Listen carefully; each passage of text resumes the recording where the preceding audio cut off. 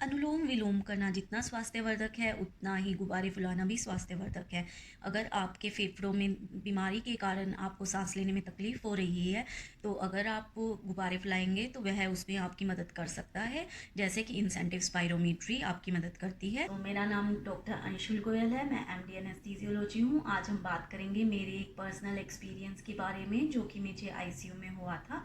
जैसे कि एक मरीज़ था, उसे हमने एक्सप्लेन किया था कि इंसेंटिव स्पायरोमेट्री क्या होता है। इंसेंटिव स्पायरोमेट्री एक 3 बॉल वाला गेम होता है जिसमें हमें फूंक मारना होता है और बॉल को ऊपर उठाना होता है। तो बॉल ऊपर उठाने से छाती को फुला करके बॉल उठाई जाती है, तो इसलिए इससे छाती की एक्सरसाइज हो जाती है। तो एक अनुलोम विलोम जैसे आपने सुना होगा, उसी तरह का ये एक गेम होता है जिससे कि हम मरीज़ की छाती में सुधार करने की कोशिश करते हैं, जिससे जमी हुई बलगम वगैरह भी हट जाती है और मरीज़ की सांस लेने की ताकत बढ़ जाती है, जिससे कि हमें उसे वेंटिलेटर पे डालने की ज़रूरत कम पड़े, इसलिए हम ऐसा करते हैं। तो एक मरीज़ थे, बूढ़े बाबा थे, उन्हें हम वार्ड में भेजना चाहते थे, पर उन्हें सांस में थोड़ी तकलीफ थी, तो इसलिए हमने उन्हें आईसीयू में अभी रखा हुआ था।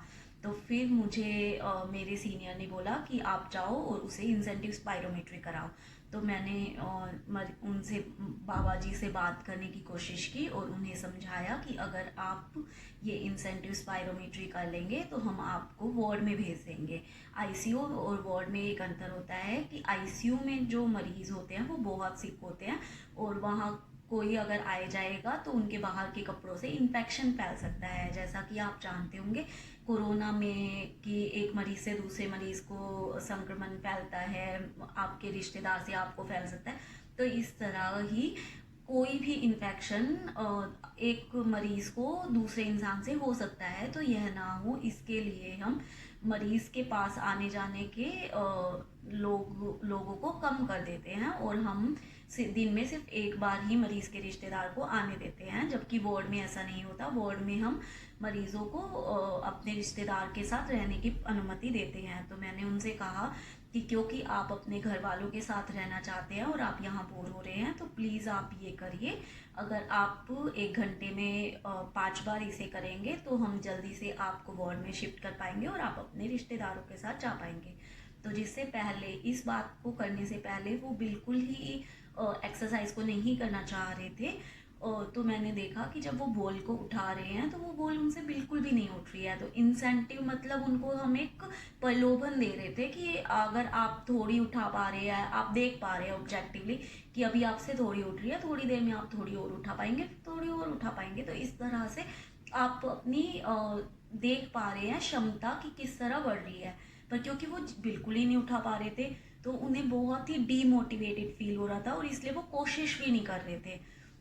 तो फिर ये जानने के बाद मैंने उन्हें बोला कि आप पे ना क्या करिए, गुब्बारे फुलाइए। मैंने उनके रिश्तेदारों को बोला कि आप इन बाबा जी के लिए गुब्बारे लेके आइए, वो गुब्बारे फुलाएंगे। तो गुब्बारे फुलाना उनके लिए थोड़ा इजी काम था, तो इसलिए फिर उन्होंने गुब्बारे फुलाना शुरू किया। जब उन्होंने गुब्बारे फुलाना शुरू किया तो मैंने उन्हें बोला कि ये आपका एक नया जन्म है, तो आज आप अपना बर्थडे बनाइए और अपने बर्थडे के लिए आप अपने आप ही गुब्बारे फुलाइए।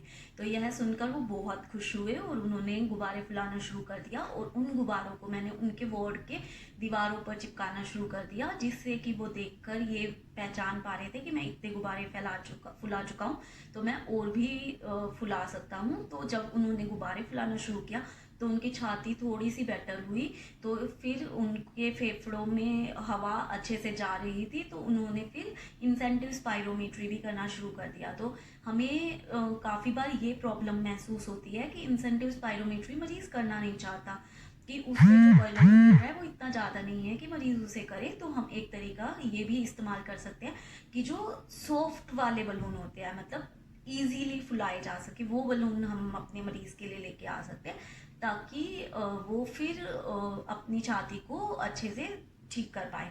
तो या तो आप अनुलोम विलोम करवा सकते हैं या आप गुब्बारे बुलवा सकते हैं, और अगर थोड़े पैसे हैं 200-300 के अराउंड, तो इंसेंटिव स्पायरोमेट्री भी कर सकते हैं।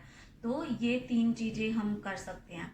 तो जो इंसेंटिव स्पायरोमीट्री होता है वो इंसेंटिव स्पायरोमीट्री हमें आईसीयू में, तो हम सरकारी अस्पताल में काम करते हैं तो हमें फ्री में ही मिल जाता है। तो मेन पैसे का दिक्कत नहीं था हमारे साथ दिक्कत था मोटिवेशन का, क्योंकि कोई मोटिवेशन ही नहीं आ रहा था, क्योंकि वो एक बॉल को भी नहीं उठा पा रहे थे। तो इस केस में भी हम गुब्बारे फुलवाने के लिए बोल सकते हैं। तो लोग बोलते, तो मेरे फेलो डॉक्टर्स या मेरे सीनियर मुझे बोलते थे कि जब गुब्बारे फुला रहे हैं तब तुम फूक को बाहर फेंक रहे हैं। तो फिर मैं उन्हें बोलती थी कि हम फूक को बाहर फेंकेंगे तो हम एक लंबी सांस लेंगे भी। तो इसके थ्रू मैंने देखा है कि इंसेंटिव स्पायरोमीट्री को करवाना भी इजी होता है। ये मेरा कहा हुआ नहीं है, ये एक बहुत ही फेमस जीबी पंत के कार्डियोलॉजिस्ट ने मेरे एक रिश्तेदार के लिए सजेस्ट किया था। तो फिर मैंने उस टाइम से ये अपने मरीज़ों में भी करवाना शुरू कर दिया है। तो मुझे उम्मीद है ये चीज़ आपको बहुत फ़ायदा देगी। तो ये आप कोई नॉर्मल इंसान है तो वो भी कर सकता है। तो इसका मतलब ये है कि गुब्बारे फुलाना हमारी जान के लिए बहुत ही अच्छा है। तो गुब्बारे फुलाइए, बर्थडे मनाइए और खुश रहिए और अपने परिवार का ध्यान रखिए। Thank you. अगली वीडियो में मिलेंगे इसी तरह की कुछ नई जानकारी के साथ। मुझे उम्मीद है कि आप स्वस्थ रहेंगे और खुशहाल रहेंगे। कोरोना के टाइम में भी ये हेल्पफुल हो सकता है, क्योंकि आप अपनी छाती को थोड़ा सा बेटर कर सकते हैं।